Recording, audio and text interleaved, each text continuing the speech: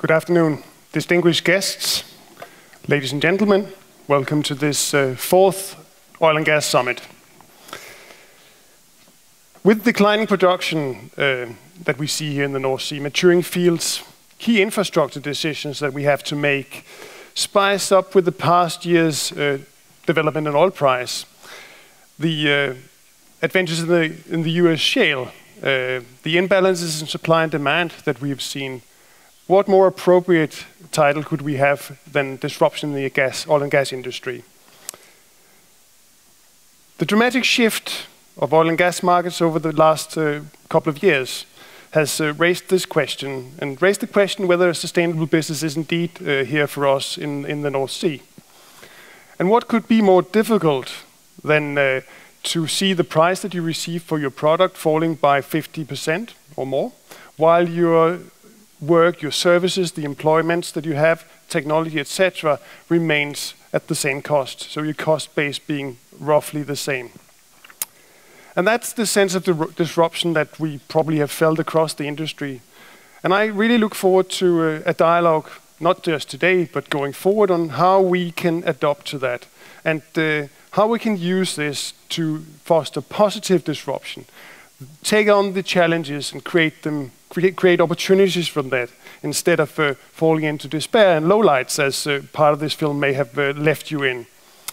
And we have an exciting program today with experts and ministers, industry leaders, university experts and analysts here on stage to provide us with insights on those challenges, but certainly also on the opportunities that the changes bring.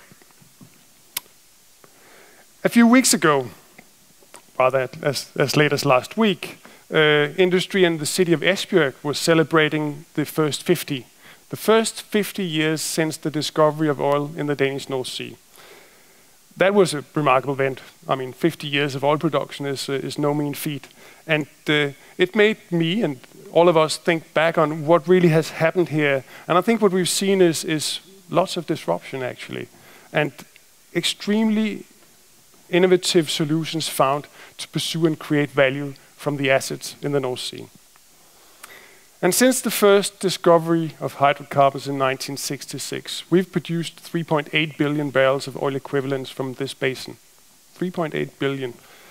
Of that, 2.3 billion is oil, and the remaining 1.5 comes from gas oil equivalents. And that discovery back in 1966 really sparked groundbreaking innovation and fundamentally changed the Danish energy sector. Nobody is in doubt about that. Not here for sure, but also not in society when we ask people to think about that. We've been investing in developing both new technologies, but also skills and capabilities of the workforce that we have. We've invested in collaboration between stakeholders that has really been part of being game-changing here, and created the success we have and underpinning the welfare state in Denmark. A few examples: if you think back, the invention and the use of horizontal well technology really had a substantial impact on the Danish North Sea, but also was something that was spearheaded in this basin, in the Danfield, where the first horizontal wells were drilled in the tight chalks, and that's now become the model for how you do tight reservoir developments across the world. The fracking that is spoken so much about in the US shale actually was originating here. We've learned that technology very early on and substantially increased recovery using that technology.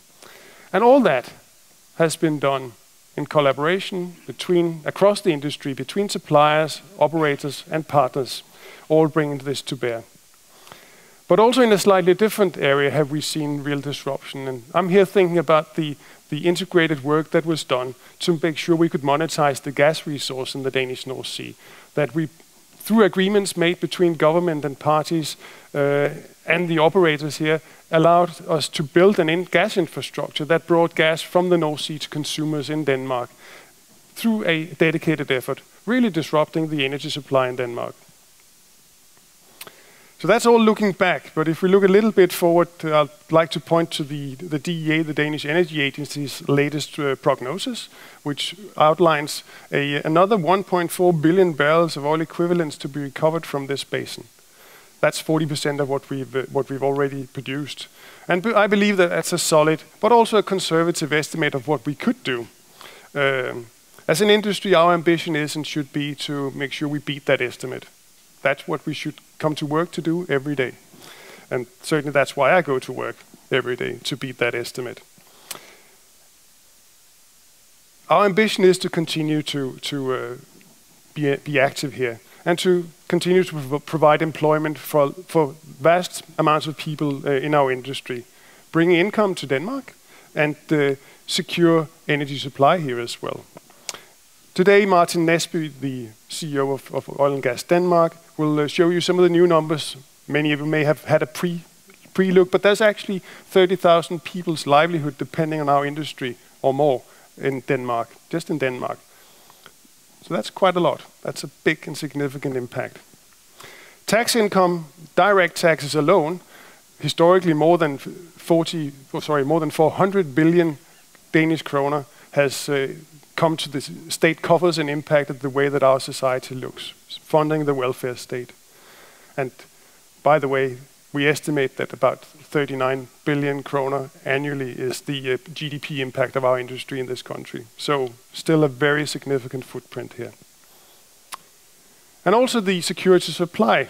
You can all debate how important that is in a global economy, but I do think that it has importance for Denmark, and certainly has had significant importance for Denmark, that we've been able to be self-sufficient in energy for a very large period, and expect, according to the prognosis we have today, to be that well into the 2030s.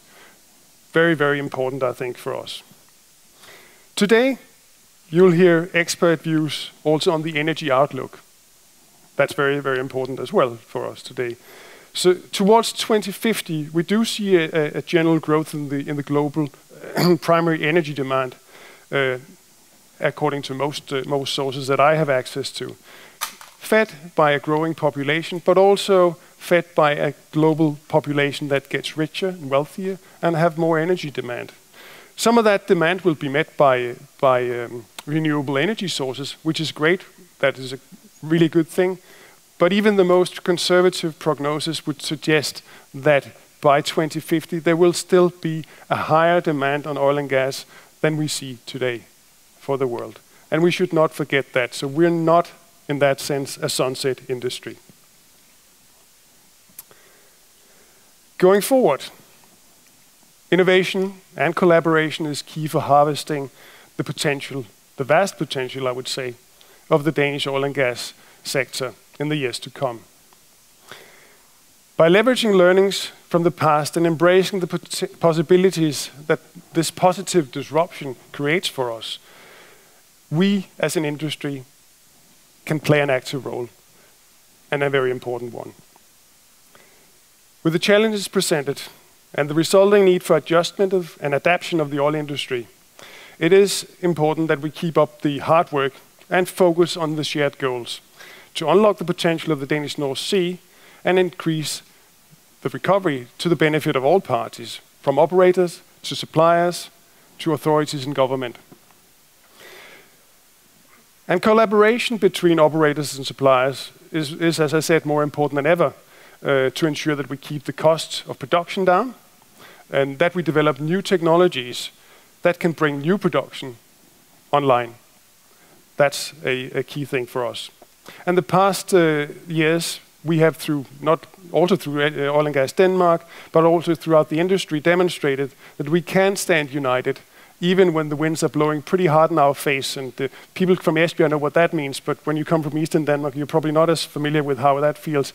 But we've managed to stay connected and closed, and that's just super important that we maintain that ability.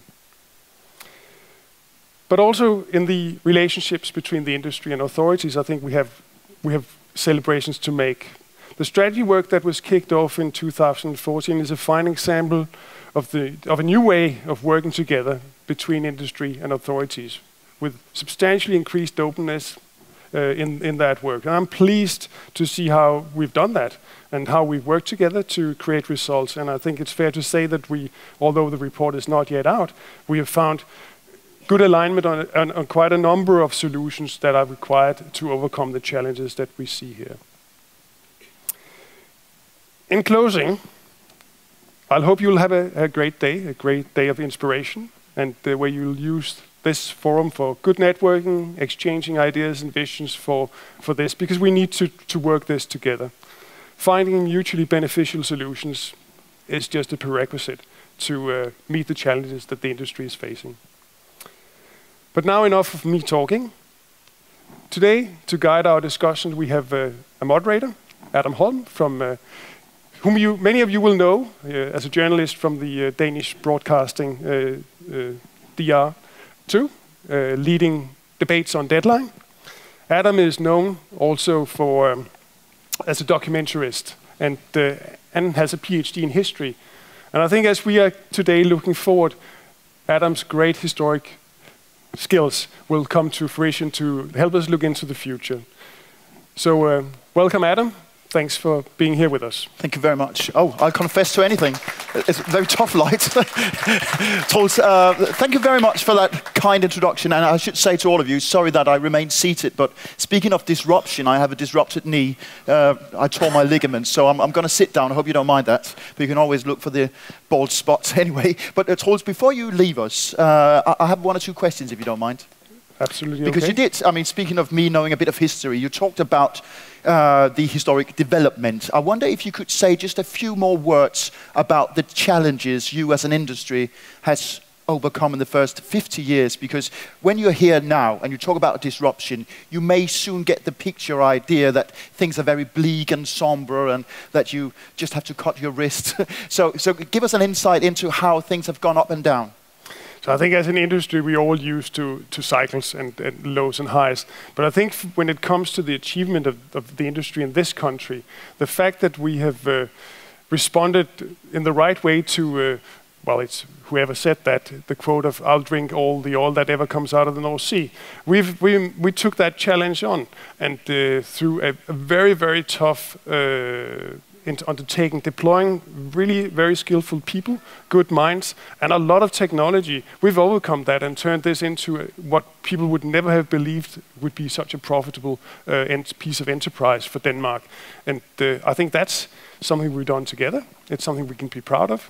And I think some of the skill sets that we were deploying when we were most pressured, personally for me, I wasn't there, but I came in just after one of the key developments in horizontal well technology. And that for sure was something where everybody was standing with their back against the wall. You were ready to close down and say, this is over. And then the go-get-it spirit was there, and we managed to solve that riddle. And I'm sure that we'll have a riddle that we can solve here too. Right. We'll come out on the right side of this one as well. So does that mean that you are entirely carefree? I mean, when you told us why you go to work, but when you're at home and you're about to go to sleep, what could possibly keep you awake at night? I'm a good sleeper, so rarely do I. But if there's anything that keeps me awake at night, and I hope that that's true for many of the people in this room, it is the thought of an accident happening on one of our installations, that we have people that will not return unharmed to their loved ones. And that thought drives a lot of commitment, and it needs to be something. For me, it's something that drives me every day in terms of being diligent and taking care of what I do, making sure that I'm recognize the vulnerability and the huge responsibility that I have as a leader in this industry. And that has to be personalized in some way, shape, or form. And for me, it's personalized with the thought about an individual being harmed on one of our installations and having to go home to his family not in the state that he came. Right. Thank you, Troels. We shall be hearing more of you in about 4 hours' time when you re-enter stage to come with some concluding remarks. I hope you still have some energy left by then. Speaking of that, yeah. And one thing, if I may say, if there is anybody who believes that they've come to the X Factor audition, you're in the wrong place. Have a good day.